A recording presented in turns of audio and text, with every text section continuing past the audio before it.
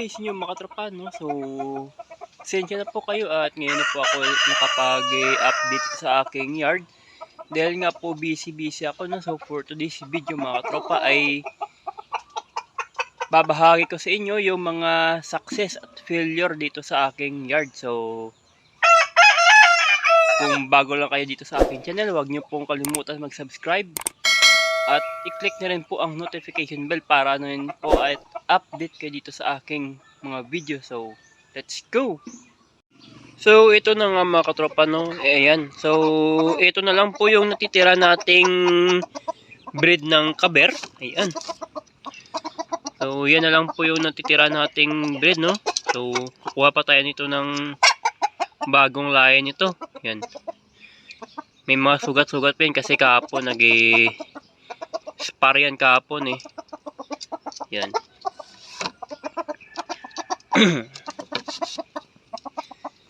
Yun. At ito naman pala mga katropa ay ito yung blessing natin ngayong December, no?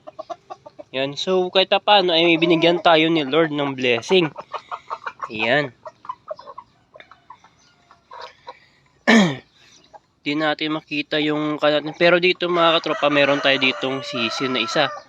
Yan siguro nagtatago. So, itong isang sisi natin ay kahit papaano ay meron tayong blessing mula kay Lord. No? So, sa 5 piraso ng itlog ng BAP at saka Rhode Island. So, bali isa lang yung napisa. Kaya kahit papaano ay meron tayong blessing. Ayan, ayun, lumabas. Ayan, yan yung sisiyo niya. So, kahapon, tinanong ko yung kaibigan natin. Sabi niya, sisiyo dito ng BAP, no? Parang hindi naman siya Rhode Island. Pero tingnan natin pag lumaki na yan. Ayan. Ang lusog niyan. Kagabi pala ay nagkuhan ako, no? Immune ako dahil nga may sobrang yan. So saglit lang ha, ayaw nyo lang didisturbo eh.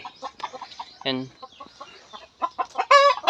So kagabi nga pala mga katropa ay nag-immune na ako, no? Kasi merong sobrang vaccine yung tiyuhin ko sa kabila. Excuse me. Kaya yun ay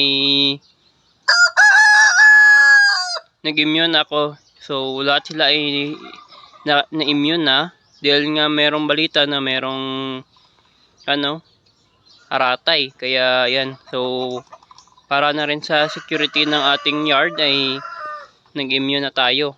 Yan. So dito meron tayong Rhode Island Red. Ayan. F1 na Rhode Island.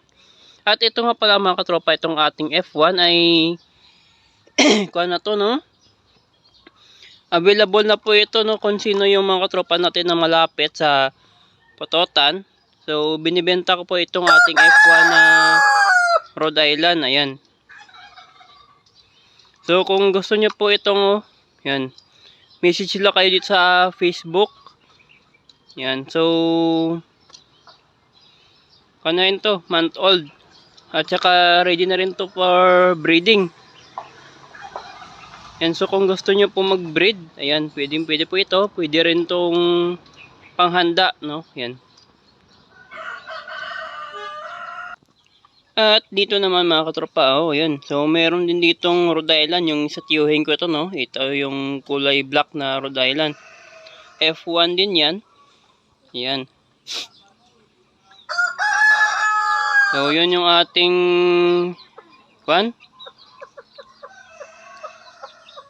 manok na Bisaya na merong bloodline asel, no? Ayan. So, dito nilipat na dito yung dati ito kulungan ng ng mga Rhode Island. Pero nilipat na dito. Ginawa ko siyang open space para dito sa mga pinapagala kong mga manok. Yan, so pasensya na, meron pang mga karton dyan kasi kumuha ko kapon ng karton. Yan. Dun sa may kabila, merong naglilimlim. Kaya hindi na natin didisturbuhin.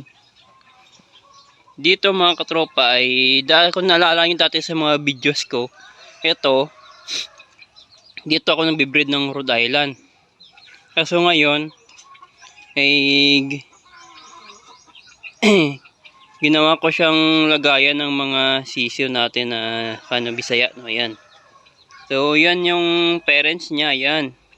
Yung dalawa na yan, yun yung parents niya. Doon sa may meron pa tayo natitira ng lilimlim. Yan. So hopefully mga katropa ay makapapisa tayo dyan ng itlog. So meron akong nilagay dyan na itlog ng buff at saka Rhode Island din. So hopefully makapapisa tayo dyan, no. At dahil nga mga katropa sa sobrang init ng panahon at saka yung mga cause ng pagkasira ng itlog ay yung climate. Yan, so nagtanim na rin ako dito ng puno ng sarisa. Ayan. So dalawa po yan. Nang sa gayon po ay mayroong protection dito sa may ating kulungan. Dito naman sa ating buff, ayan. So hindi ko na bubuksan. Kung naalala nyo dati ay iniba ko na po yung yung paitlugan. So itong paitlugan ito po ay for lang pa, no. So experimental ko muna to kasi titingnan ko kung maganda itong style ng paitlugan na ginawa ko. Dahil dun sa may first na paitlugan na ginawa ko dun sa may ano ba yun? Sa may tires ng gulong ay medyo po hindi maganda yung resulta, no? Kasi nababasag yung ibang itlog at saka nahihirapan siya limlim. Kaya ito gumawa ko ng box tapos yan lang.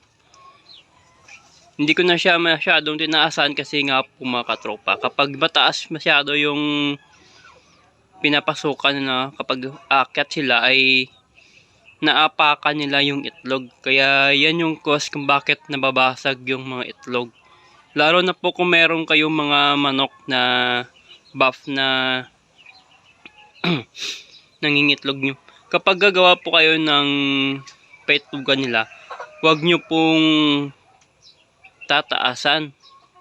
Kasi kapag mataas yung paitlugan nila at bababa sila, naaapakan po nila at nababasag yung mismong itlog. Kaya yan.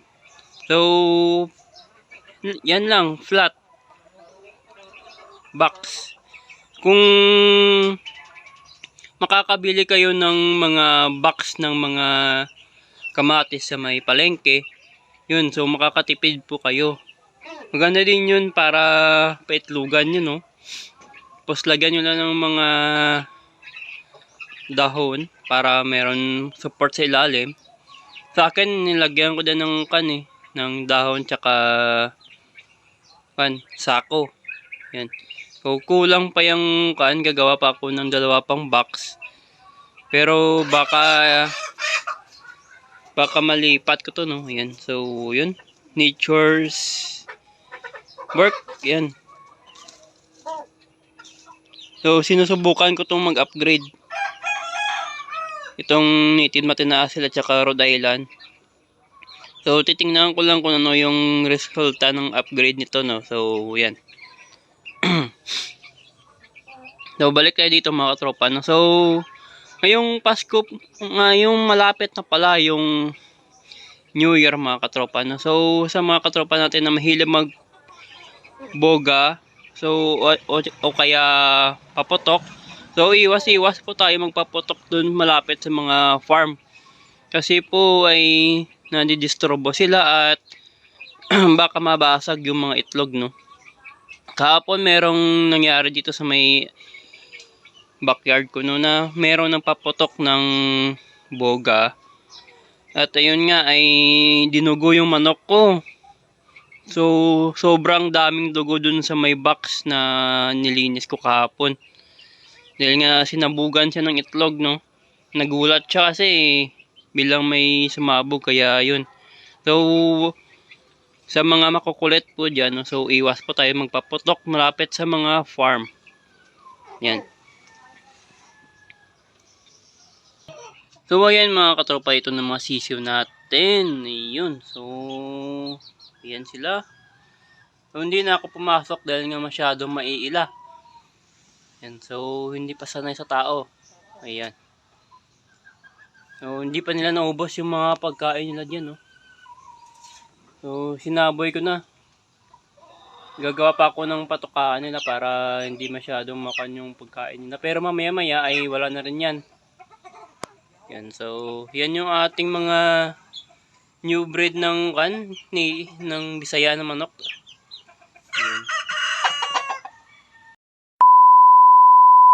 So yan na lang po muna yung update dito sa aking yard at abangan nyo po sa next video natin kung ano na po yung resulta ng mga itlog na pinapalimliman natin at saka yung mga yung kaganapan pa na iba. So ako po ay nagpapasalamat ulit sa ating mga solid na katropa subscribers na lagi pong nanonood sa ating channel. So lagi nyo pong tatandaan na